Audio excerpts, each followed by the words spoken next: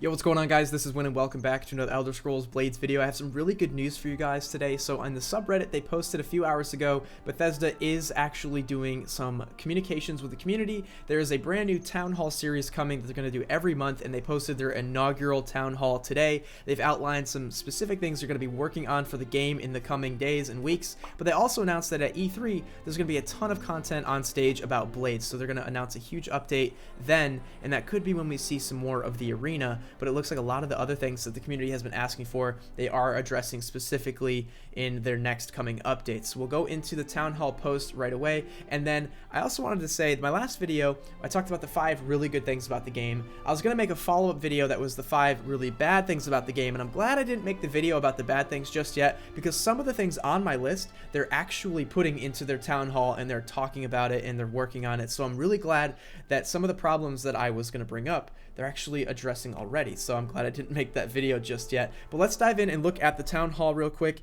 and then we will talk about my list of bad things and see what is getting addressed, what's not getting addressed, and what they still need to do in the near future. But here is what I'm talking about: Blades Town Hall, what the future holds in the May update. Welcome to the very first Blades Town Hall. In this inaugural monthly edition, we will share new details on what's coming to the Elder Scrolls Blades. So this is their kind of monthly series they're going to have to talk about what they want, and one of the big things on my list was we need more communication on what the heck's going on with the game, and it looks like they've been figuring out the best way to give us that information. In this inaugural monthly edition, we'll share with you new details on what's coming up for Blades. We can't tell you how much we appreciate the abundance of feedback you've given us, so they're really looking at what we're saying and all the criticism we're giving them, and they're actually taking it into consideration, which is great. They want us to know that the feedback directly influences how they tweak and revise, and they had a little bit of like some PR here. They tried to remind us, they're like, look, before you get too mad at us, like, as you know, we haven't updated much recently, remember, we've done silver chest timers, we've rebalanced direct purchases, they've increased gems. You know, everybody wants more gems, but at least we've given we're given a little bit more. At first, remember, they were like 2 gems every daily job, 5 gems every weekly job, and then they increased that now to like 4 gems per daily, 12 per weekly. So we're getting there, right? And it's because of our feedback that they're finally making tweaks to the game. But we have even more future patches coming. Read on for more details. So looking into the future, biggest thing that jumps out at me real quick right now is the adjusted costs on repairing equipment. That is great, and they said we hear you loud and clear on this one. Repair costs are too high. We're looking into ways to better balance how much it costs to repair items. Looking forward to this change soon. So I think that is right now at the forefront of what they're working on. Although it's not going to take too much work, they're probably looking more like how can we economically make changes so it makes sense. We don't want players to go into a job, get 1,000 gold, and then repair costs are way too low, because then you could max your account like super easily if you have like a ton of gold, like build up your town, because any tweaks they make to gold in the economy could either significantly lengthen or shorten how fast someone can go from level 1 to level 50. And through that process, obviously that's where they make money. So if they make it really easy, that's going to impact their bottom line and their revenue. So this is a change that they seriously are considering. But they have to be careful in how they do it, because one tweak too much and you could have players instantly max their account because they accidentally lowered repair costs too much, and they don't want that either. I know, honestly, I don't think I would want that either. If we had a bunch of players running around level 50 that like didn't really work for it, that wouldn't be too good, and the game I don't think would be healthy from that either. The second one is Abyss balance adjustments at higher levels. Many of you mentioned that the balancing in the Abyss at higher levels isn't quite right, and we're actively adjusting that balance to be way more fun and fair experience. I'm not quite sure what they mean by the fair experience. I think that harkens back to what we talked about before, where the issue at first was players ran through the Abyss and it was like you were getting a legendary item or an artifact like at almost every other Abyss run way back when, before they removed all of that really great loot. So players were freaking stacked in early access. Then they removed it completely and you couldn't get anything, which is kind of where we're at right now. My suggestion that I had mentioned in a previous video was, why don't we put the items in there? Just make them really hard to get. That way the Abyss is worth grinding. Yeah, the repair costs are kind of high, but you still want to run that Abyss over and over again so that you can get the chance of some really sick items. But right now, that's not even the case. So the Abyss is useless, and I'm glad they're taking a look at this, because that is an integral part of the game. That endless dungeon on the side is what kind of keeps the game really fresh. The fixing job difficulty, I love how they completely came right out and said, yeah, we know that the skulls just don't work. If you look at a job that's like 4 skulls, it might not be 4 skull difficulty. So they said, we want to make sure that job difficulty indicators more accurately represent difficulty. As of now, the number of skulls just doesn't correctly reflect difficulty and can surprise players with an untimely death, which actually kind of ties into repair costs too. If you go into a 1 skull job and get clapped by a troll and then boom, all your equipment's broken, not only do you have to pay for that in repair costs, but you also, you went into a job thinking it was easy and it wasn't. So if they can fix that, you're going to have better information about the job you're doing, and then you're more likely to not get destroyed and have to fix your armor if you had known it was a difficult job, you wouldn't have gone into it in the first place. So that's actually a really important change there. It's a cosmetic thing where the skulls don't display correctly, but that could have implications down the road for characters. If you die and you were like, what the heck, that was supposed to be an easy job.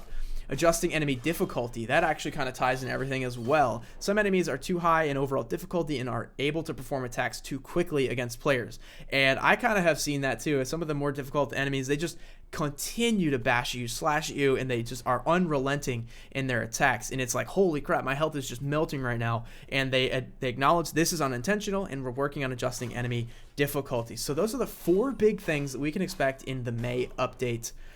We also have a little blurb here at the bottom. That's a nice Easter egg. We are also working on a big update with more fan requested changes and updates like jewelry and additional story content. This is we'll talk more about that update at Bethesda's E3 showcase on June 9th. I think because they're willing to bring this up at E3, it's a huge update.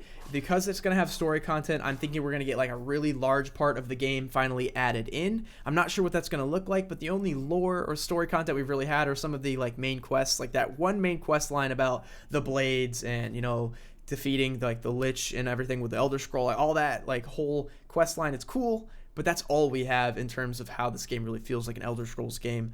So hopefully we get a whole nother like appendage added to the game where there's much more content and many more features, because the game is a little stale right now, partly because of some of the problems that they're looking at right now. The Abyss is kind of boring, right? And that was supposed to be one of the big integral parts of the game here in early access, and we still are waiting on that arena mode too. So right now there isn't a whole lot to do, but it looks like we've got some really good things coming in the future. And then they end it off by saying we're always looking to balance and adjust the game, so keep that feedback coming via our social channels or our customer service portal. Have a question for the team that you want answered in the next Blades Town Hall, submit it using #Blades on Twitter. So if you guys have any suggestions, you know how to reach them, and it's good news that they're actually listening to us as well. We'll see you in June for the next Blades Town Hall. So this is a great format. It's not too long. It's nice, short, and sweet, and it gives us a great idea of what they're working on. So with that being said, I want to quickly turn it over and look at the list of things that I was going to criticize them for, and let's see what's actually been adjusted. So the first thing that I had on my list was crafting, enchanting, and alchemy all have timers themselves. So there's a lot of unnecessary timers when it comes to, I just went out and collected a bunch of resources. Now I've got to come back, turn around, and have another timer. Like I basically have to wait even longer to get what I want. That's probably not the best, most exciting way to have the game structured. If you're wanting to craft some like legendary armor or a sword, and you go out and you collect all of the ingots and all the metal and materials for it to come back, and then on top of it, it's going to take like 4 hours to craft. Like that's really stupid. I don't think that's how the game should be. A lot of other games, like Clash Royale, I always come back to Clash Royale because it's surprisingly very, very similar to Blades in the fact that the underlying structure and the monetization loops are all the same. In Clash Royale, you essentially upgrade your cards. If I want to upgrade a card from level 10 to 11, I need to collect like 1,000 of those cards. That in and of itself takes a very long time. But once I get those 1,000 cards, I upgrade it instantly. Could you imagine if you spent weeks collecting 1,000 cards and then the upgrade itself took an 8-hour timer? That would be incredibly annoying, and it seems like unreasonable in how much they make you wait at every step of the way, and that's how Blades is right now. The second thing that I wanted to talk about was repetitive dungeons and layouts. So this game is beautiful, but it's kind of annoying that the same like 7 or 8 dungeon layouts you constantly see in the Abyss. Like there's like the the Ayleid ruins, and then you go into the cave, and then there's like the underground dungeon, and then you go back to the Ayleid ruins, and it looks the exact same as the last Ayleid ruins. That's kind of annoying, and it makes you really underappreciate the visual fidelity of the game when it all just looks the same and you've memorized the same layouts over and over again. My third big point that I wanted to mention was no communication from the developer on hardly anything. There's no roadmap, no teasers, no updated even screenshots from like the arena. It's funny, when you search the arena, the only content in like Google Images or YouTube is the trailer itself from last E3, which is really annoying. And there's no estimated ETA for arena. Now it looks like with the roadmap they fixed a lot of that. We have a ton of communication from them on some of the updated things. That's really good, so I can kind of check that off of my list. The fourth thing actually was repair costs are outrageous. The respec costs are outrageous. You can't have multiple characters. Even if you didn't want to respec and pay the cost, you could always like build a new character with a different build if you wanted. That you still can't do. And then tied to that, there's no inventory storage or efficient inventory management. So that is kind of a lot of things wrapped in one, although the most important part that I had right up front with that was the repair costs. That's getting fixed, and that's really, really awesome. And then last but not least, I had kind of already touched on this, but there's not enough things to do. Even if there was arena though, let's assume that arena is out. You can do PvP, you can do jobs, you can do Abyss. Those are the three main things. I feel like even with that, there's not a ton to still do. The town is a feature in the game that's amazing, but it's really, really underutilized.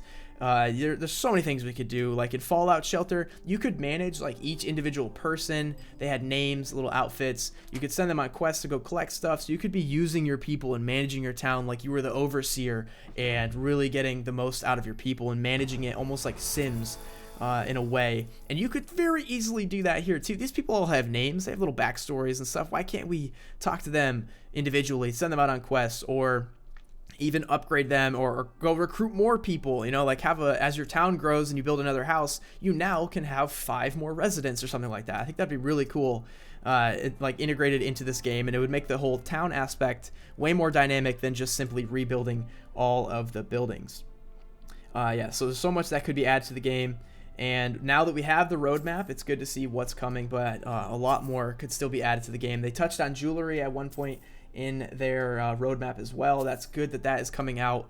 I'm glad that we can finally have those 3 inventory slots be taken advantage of. The 2 rings and the necklace would be great, especially from a combat perspective. Right now we're running through the Abyss and doing all these fights that are intended for us to have extra enchantments and stronger gear, but we don't have that right now. So either make the enemies easier, which it sounds like they're doing, or why don't you give me that necklace and those rings so I can, you know, get the magical enchantments and defend myself a little bit better. That would also be a nice alternative too. But anyway, guys, let me know below in the comments if you are excited about the changes coming to Blades, if you like this new town hall structure, and also let me know some things that you really wish they would improve as well. And of course, you can always go on Twitter and use #Blades to let them know any criticism you have or any suggestions for improvements. It looks like they are listening to us and taking things into consideration, which is great. So I'm really excited about it. I think the game is finally starting to turn upward and have a healthy outlook for the near future, and that Blades Bethesda conference at E3 is going to be really exciting.